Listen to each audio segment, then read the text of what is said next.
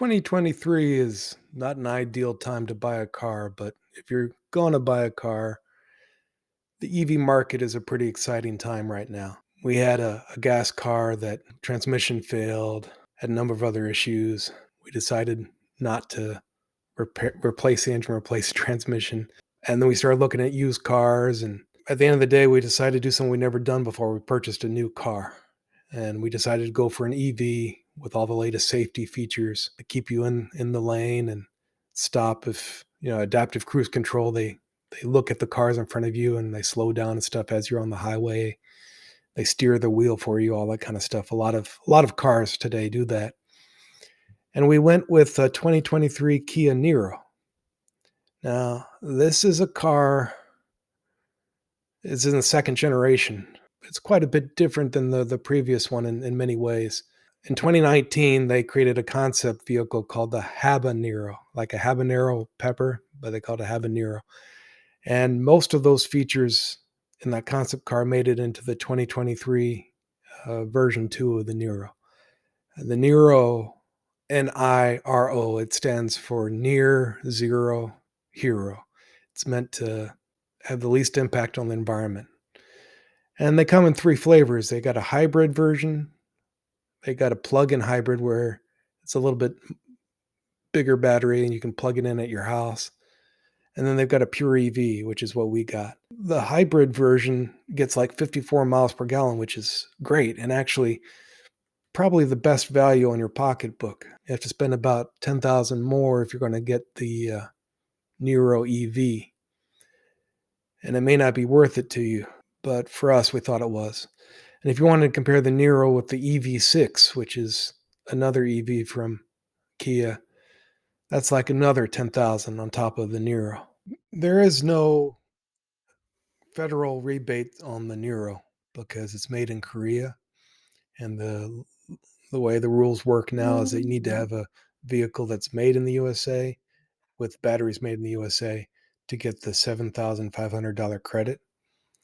That being said, we found that a lot of the cars that could get them tend to have these larger market adjustments that kind of nullified the positive benefits of the whole thing.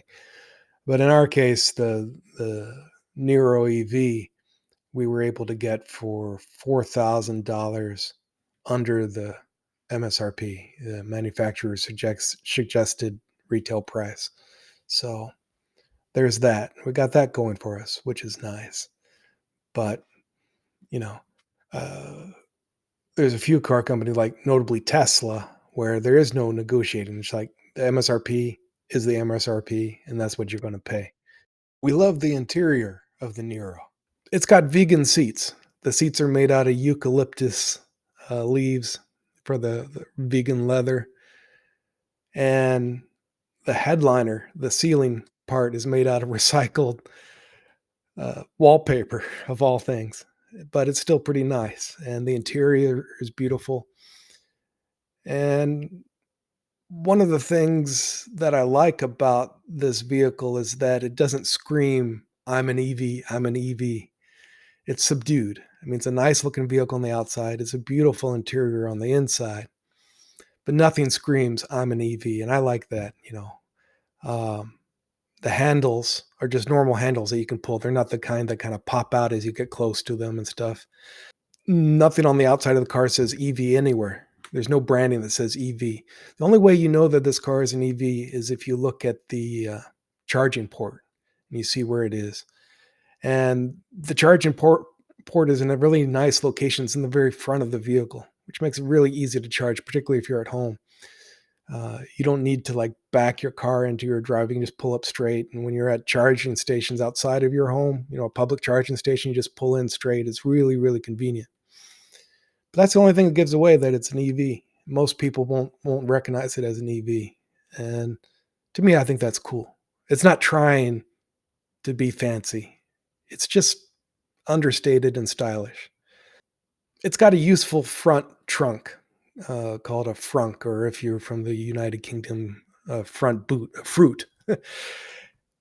It's not huge. I like it if it was bigger, but as you can see here, we like to put our food in it. because you don't want that food to smell up the inside cabin of your car like you would if you put it inside somewhere. Having a frunk segregates all the smells. So, like, if we have a freshly steamed Chinese vegetarian buns, breaded buns with this, it would have like a soupy smell inside your car, but by putting it in the frunk, like you see here, it keeps all that smell away. Also, here you can see that we've got three different pizza boxes, the long size pizza boxes. We can fit about three of them inside the front trunk. So that's cool, you know. In the back, it has this $60 option that you should try to get if you decide to get one. It's a dual cargo bay. So if you lift it up, uh, well, you can see that on the left side, you've got room where we put some washer fluid. Then on the other side, we put some gloves if we need them. Then if I lift it up here, you can see there's a lot of room to put different things. There's a air compressor, tire repair kit. We got a funnel. We got some jumper cables because, yeah, sometimes you might need a jump for some reason. Even if you got an electric car, sometimes your 12-volt battery can go bad. There is a 12-volt battery for the accessories and stuff. You need the 12-volt battery to turn over a solenoid to get your main battery to power your car. And if it's dead, you might need a jump from somebody. So, yeah, we got jump cables. We got a few things here. And then if you slide it back here, there's room for umbrellas and all the stuff fits underneath. And then if you look, there's some tracks here on the left and the right side. You can pull this whole tray out and lift it up, and then you have more room to put stuff inside. And when it's at that higher level, if you put down the second row seats, it's a straight path.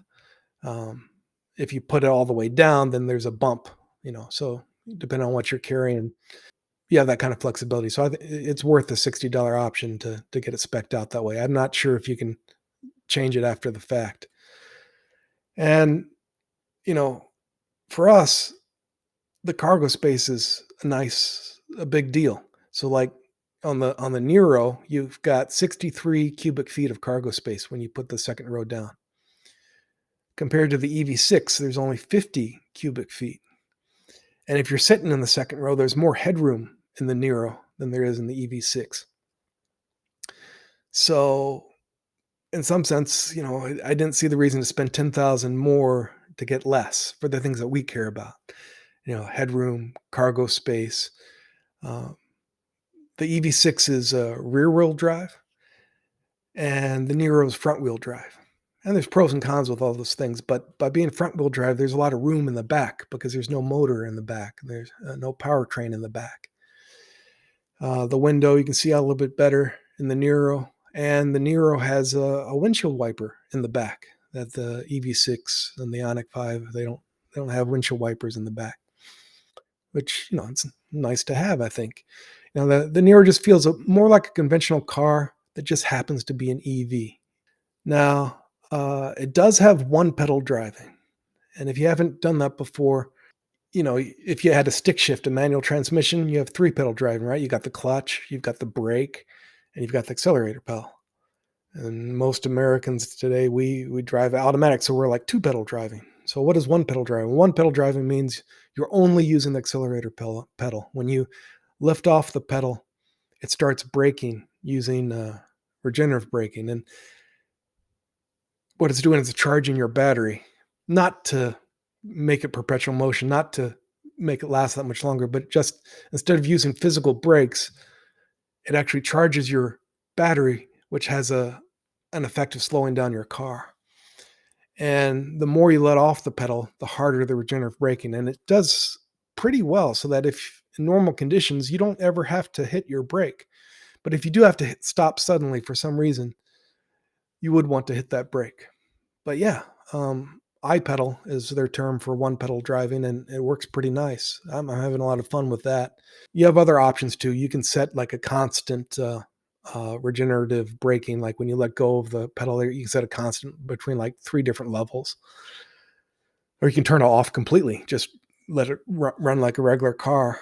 And there's an auto mode, but let's not get into that. But yeah, You will want to try to use one pedal drive in whatever electric car you get. This is not unique to a Kia. There's a lot of cars that have one pedal driving. As far as niggles, the iPedal doesn't have a memory effect, at least not right now. Maybe later they'll update it where it will remember the iPedal, but otherwise every time I start the car, I need to throw a lever to go into one pedal driving. Not a big deal. In the back, the rear hatch, oh, it's pretty cool. You can walk right up to it, and then it will just you wait like 5 seconds, and it will open for you. It's pretty neat. But there's a light back there that I don't know how to turn off. If I wanted to leave the hatch open for a while, I'd be afraid of wearing down the battery and stuff. And wish I could. There was a switch I could throw to turn off, but I haven't figured out how to turn off the battery in the rear hatch. Yeah, I just thought I hadn't seen too many owners talking about the 2023 Niro EV. I tend to run with it in eco mode, but you also have a normal and a sport mode and a snow mode. I'd say that this is one of the more lethargic EV powertrains that are out there, and I like that. I don't need to snap my neck when I hit the accelerator pedal. Even the sport mode probably would feel like an eco mode on a Tesla or something. I think it's very hard to spin the wheels. I haven't tried too hard, but I had heard that the previous version of the Nero, you could spin the wheels really easily. This one, they've take extra effort to so you don't spin your wheels, and it's a smooth ride. Pretty quiet cabin.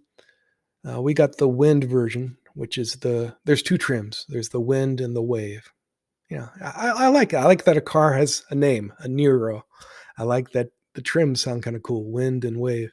The difference is about $5,000, and in our opinion, I don't think it's worth it. For the $5,000, you get a sunroof. I don't like sunroofs, or rather not have them, so that's a negative in my opinion. So I don't want that. Uh, it does have LED headlights, which are better than I think I have halogen headlights or something like that in mine. LED headlights would be better. That'd be nice. The Wave has the ability to produce power when you need it, like a household outlet. You could power a microwave or something if you needed to, or power your laptop. It's got a connection on the outside of the car and the inside of the car, but I don't have a big need for that. But it's cool. It's a cool feature. And both the Wind and the Wave, if you get the Preserve package, it's like another $1,300 or so. It gives you a heat pump. So the heat pump makes it more efficient for both cooling and heating of the car, and it also, I don't know why, but as part of that, you get heated rear seats as well, so people in the back can heat their rear seats if you get that package. So I guess there's a few other features of the Wave, but it just didn't seem that important to me for the $5,000. So I would think get the Wind if you're interested in the Nero. Get it with the dual cargo layer, the $60 option in the back. Get the heat pump, or consider the heat pump anyway. It also maintains your battery a little bit better in colder weather. And if you're thinking about the Wave, then maybe you want to think about the EV6. But again, for us, the EV6 was more sporty, kind of screams I'm an EV. Not really our style. It had less cargo room. It's a longer vehicle, but had less cargo room. So it didn't quite make sense for us, but it might make sense for you. It's a more powerful vehicle. Can go, you can get specced out with two motors, and you could go from like 0 to 60 in like 3 seconds. Whereas I think the Nero is something like 7 seconds. So, it just depends on what you're interested in. The charging is fine. We took it to Electrify America, owned by Volkswagen, and on a longer trip and charged there. The mileage is it's rated at like 250 miles, but I tend to charge. I tend to get efficiency of about 4.8 to 5 miles per kilowatt. So roughly, let's say 5 miles for every kilowatt. My battery in the Nero is a 64 kilowatt. So you can do the math. You just take 64 times 5 and see roughly what what you would get. But I don't tend to charge my battery to full. I tend to charge it to like 90%, and we get like around 280 or so miles off of that. We haven't even upgraded our electric at home. We just use the level one. There's level one, there's level two, level three is outside the fast charging. Level one has been great to top it up. Hasn't been a big deal. I don't feel a need to go for a level two. Try and think anything else you might want to know about the car. If you have any questions, you can ask in the comments. Be happy to share. It is a CCS charger, which seems to be the standard for any brand that is not a Tesla. The Tesla is kind of like the crown jewel of the EV market. They basically proved it to everyone that things can work by making supercharging stations all across the country, and they keep them in good repair. And so, yeah, that would be the nice thing about having a Tesla is if you're doing a lot of long driving, going to a supercharging station is nice. Charges fast, and they tend to always work. Whereas a lot of these other stations, they're playing catch up. They're getting there, but they're not quite as good as the Tesla charging stations. But most of the time, we're just charging at home. That's the big convenience of an EV. You charge at home. It's not that often you go outside and you charge at a public charger. And the few times that you do, right now, it kind of doesn't matter what car you get. There's plenty of places to charge. And there's a lot of models to choose from. I think a lot of people think that Tesla is the only electric car, but there's really a lot. If you get a Mustang Mach-E from Ford, they have a really nice large front trunk on that. But a lot of those cars, they have these, the Teslas and the Mach-E and a number of them, they have these really huge LCD panels, which I guess a lot of people think are cool. But to me, it's just kind of distracting to have a huge LCD panel there and to have to control everything with the LCD. I like how the Niro has a very elegant LCD panel that just kind of blends in with the dash and it's not overpowering. And it has lots of buttons to do different things. There's a button to open up there's a lever to open up the hood of the car. There's a lot of buttons like for the heated steering wheel and the heated seats and the uh, AC and radio, that kind of thing. There's like buttons you can push. So to me, that's nice. Don't feel like you should get an EV to save the world. If you want to save the world, the best thing you can do is to stop eating animal products. Um, don't eat cheese, don't eat dairy, don't eat meat, don't eat eggs, that kind of thing.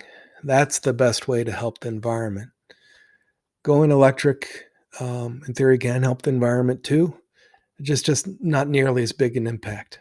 Oh, I almost forgot to say the cargo capacity of the Niro. We were able to get 500 of our bottles, the Yes Milady branded excellent tofu scramble seasoning. We're able to get 500 of these bottles into the Niro to ship them, which is nice. It's about how many we could get in our previous gas car. Really enjoying it. Well, thank you. Bye.